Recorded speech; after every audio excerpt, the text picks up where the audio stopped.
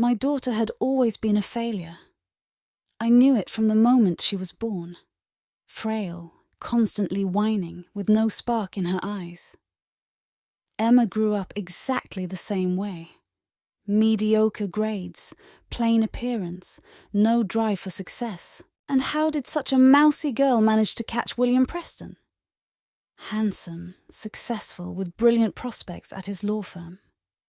When she brought him to meet me, I couldn't believe my eyes. "Mum, we've decided to get married," she said then, beaming like a polished penny. I looked at William, tall, fit, with that signature smile of a successful man. What did he see in my Emma? "Congratulations, dear," I smiled, hugging my daughter. But I thought to myself, this won't last long. But years went by, and they were still together. Emma even got pregnant. I found out about it yesterday. And that's when I realized it was time to act.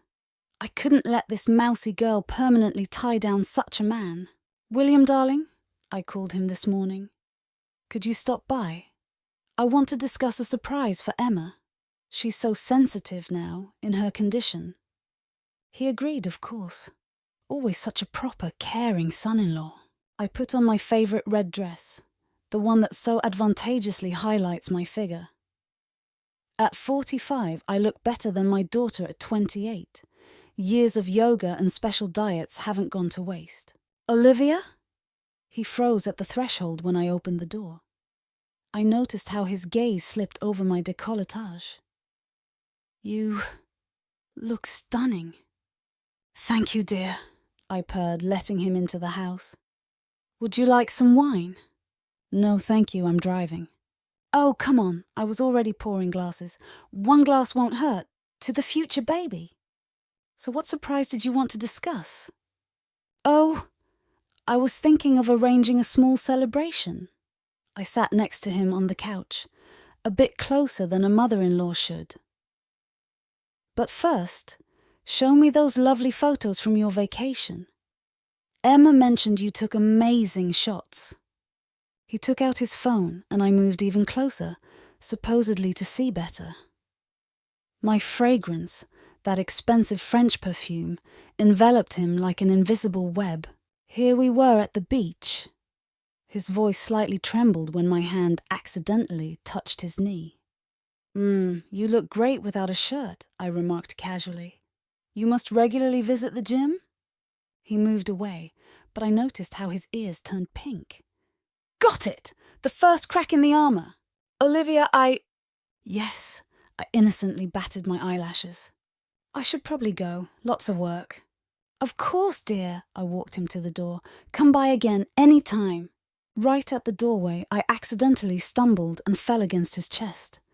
His heart was beating like crazy. "Sorry," I whispered, looking into his eyes. "I'm so clumsy." He practically ran from the house, and I smiled, watching him leave. The first move was made. Now to consolidate the success. In the evening, Emma called. "Mom, Will came back acting strange, says he has a headache." "Poor thing," I drawled. "He must be overworked." "You know, sweetie, maybe I should look after him more. After all, he is the future father of my grandchild." "You're the best mom in the world." I smiled. "If only you knew, dear, if only you knew." For the next 2 weeks, I methodically set traps. It was even amusing, watching my proper son-in-law trying to maintain his distance. "William, could you help me move a closet?" I called, knowing full well Emma was at work. I would ask the neighbor, but you know how I don't trust him. He would come, all tense, avoiding eye contact. And I would accidentally drop something, bend over, showing off my assets in a tight tank top. "Maybe some lemonade," I would offer afterward. "It's so hot." And of course, the ice in the glass would melt too quickly. Water drops trickling down my neck, and the thin fabric of my top would treacherously dampen. "I need to go," he would mumble. But I noticed how his gaze lingered on my chest. At the family dinner, I sat across from him. Emma was chattering about the baby, while under the table I slowly ran my foot along his ankle. Will, why are you so red? My naive daughter asked. Are you feeling unwell? Just stuffy, he managed, trying to move his leg away. Open the window, dear, I purred. It is stuffy. Later, when Emma went to the kitchen for dessert, I leaned toward him. Did you enjoy our little game? Stop it, he hissed. What are you doing? Nothing yet, I smiled, but we both know you want more. You're wrong. Really? Then why haven't you told Emma about my flirtations? He turned pale. I hit the mark. The next day, I accidentally forgot my towel after a shower when he stopped by to pick up some documents for Emma. Oh, sorry. I pretended to be embarrassed, holding my barely staying on robe. Didn't expect you so early. His Adam's apple bobbed as he swallowed. I'll come back later. That evening, Emma called in tears. Mom, something's happening with Will. He's been so distant lately. Sweetie, men need time to get used to the idea of a baby, I comforted her. Would you like me to talk to him? Really? You could. Of course, baby, I am your mother. The next day I sent William a message. Come over, we need to talk. I won't come. Then maybe I should tell Emma how you were devouring me with your eyes at dinner. A pause, then, I'll be there in an hour. I smiled. Everything was going according to plan. I put on that red dress. Men are such predictable creatures. He arrived angry. What do you want? Sit down. I patted the sofa next to me. Have a drink. Relax. I won't drink. You will. My voice grew harder. Because otherwise I'll tell your pregnant wife how her husband flirts with his mother-in-law. Imagine what stress that would be for the baby. He collapsed into the armchair opposite. You're a monster. No, dear. I stood up and slowly walked over to him. I'm just a woman who knows what she wants. His pupils dilated when I sat on his lap. Don't, he whispered, but his hands were already on my waist. We must, darling, I whispered, leaning toward his lips. We really must. After that evening, William avoided me for a week. Didn't answer calls, made up excuses not to come over. It was amusing.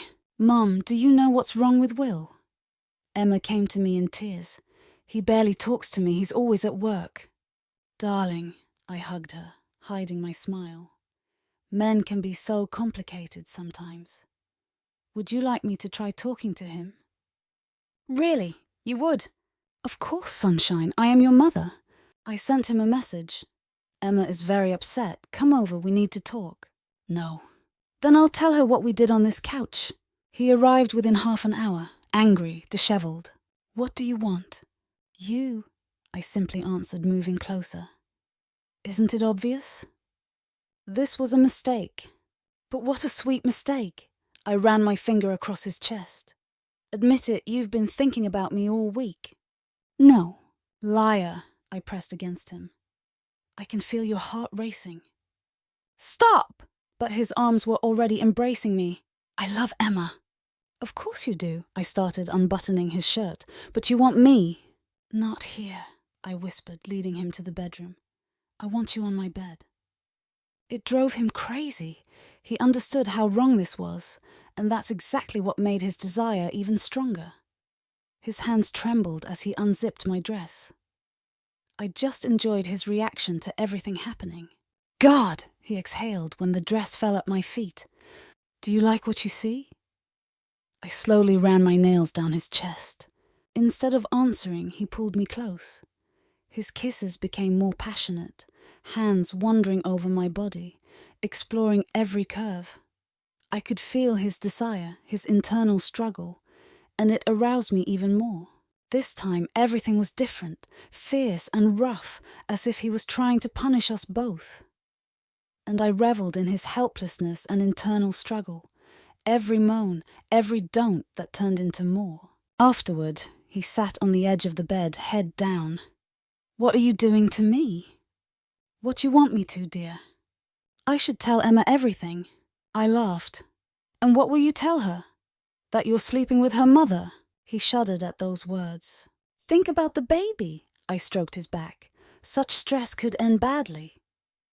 You You did this on purpose? He suddenly turned to me. This was all planned? Bravo, I applauded theatrically. Finally figured it out. But why? Because you're too good for her. I lit a cigarette, watching him dress. My daughter is a failure. Always has been, always will be. And you deserve better. You're sick, he looked at me in horror. Your own daughter. Don't lecture me, I flicked off some ash. Better think about how you'll live from now on.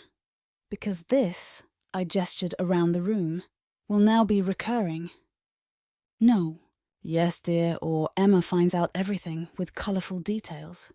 He rushed out of the house, slamming the door. And I leaned back on the pillow, smiling. The deed was done. In the evening, Emma called. Mom, can you believe it? Will brought me flowers, and we're going to a restaurant. I told you I'd talk to him, I purred. He was just worried about the future. You're the best mom ever. Oh yes, baby, the very best, and now your husband knows this firsthand. I savoured every minute of our game. Especially at family dinners, when Emma, beaming with happiness, would talk about the baby while I slowly caressed her husband's knee under the table. Will, you seem tense, my naive daughter would say. Maybe some mint tea? Yes, dear, I would purr. You definitely need to relax. He would shoot me furious glances but couldn't do anything. I had him firmly in my grip. Our meetings became regular. He resisted, of course, made up excuses, tried to avoid me. But one hint about talking to Emma was enough, and he would come. I hate you, he would whisper, tearing off my clothes. That's not true, I would arch toward his hands. You hate yourself for wanting me. In bed he was rough, as if trying to punish me. But this only amused me. Each of his angry kisses, every rough touch was proof of my power over him. Once we almost got caught. Emma arrived without warning.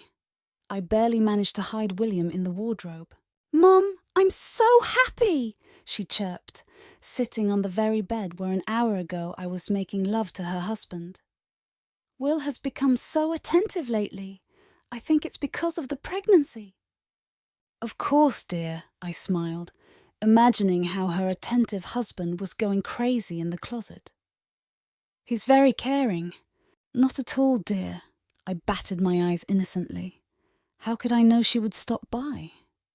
Stop this game, he grabbed my shoulders, or I'll tell everything. Really? I stroked his cheek. And break your pregnant wife's heart? How cruel of you. He recoiled from me. You're a monster. No, darling. I'm just a woman who gets what she wants. I slowly unbuttoned my blouse. And right now I want you. Right here.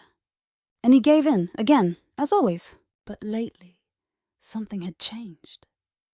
I noticed how he looked at me. No longer with hatred, but with some strange desperation. His kisses became more tender. His touches more sensual. I'm going crazy, he confessed after a particularly passionate night. I should hate you, but...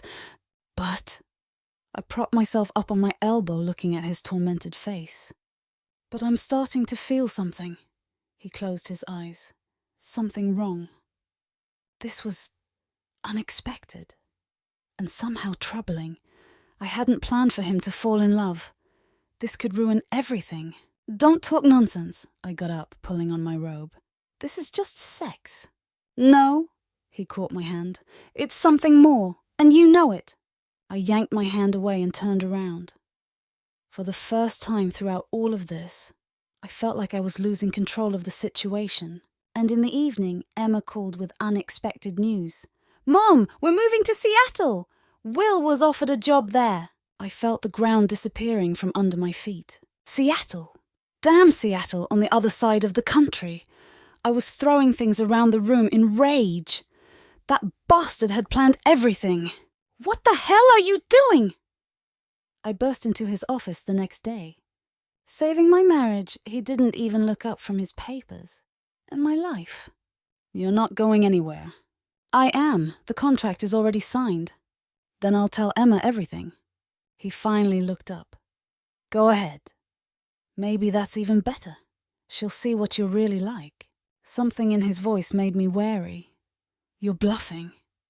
No, he stood up. I just realized that you're right. I am too good for your daughter. But you know what? She's too good for a mother like you. I slapped him. He didn't even flinch. Now listen to me carefully. His voice became harsh. If you say even one word to Emma, I'll tell her everything myself. About how you planned this from the beginning. How you manipulated. How you blackmailed. And believe me, her attitude toward you will change forever. You wouldn't dare. I would, because I truly love her. But you're just a sick egotist who hates her own daughter. I laughed, though everything inside was trembling. So what? You'll go to your Seattle and live with a clear conscience. After everything that happened between us. After you raped me. I gasped. What? Isn't that what it was? Blackmail, manipulation, threats. What else would you call it? You wanted me! I wanted to protect my wife and child from stress. He sat back down at his desk. Now leave, and stay away from us. I stormed out of the office, boiling with rage. But at home, looking at myself in the mirror, I suddenly realized he was right. I really am sick. And I really do hate my daughter. William stood nearby, holding her waist. Our eyes met over her head. Take care of my girl, I said. Always, he replied firmly. I watched them walk to the boarding gate. My beautiful, stupid daughter, who never learned the truth about her mother. And her husband, who turned out to be stronger than I thought. In the evening, I poured myself some whiskey and opened my laptop. Tickets to Seattle weren't expensive. After all, a grandmother has the right to visit her future grandchild. And who knows, maybe William will get lonely in rainy Seattle. I smiled at my reflection in the dark screen. The game isn't over yet. It's just moving to a new level. Because people like me don't know how to lose. We just changed the rules of the game. Did you like this story? Let us know in the comments what you liked. Subscribe to our storytelling podcast. Also, don't forget to like and ring the bell so you don't miss more interesting stories. See you soon.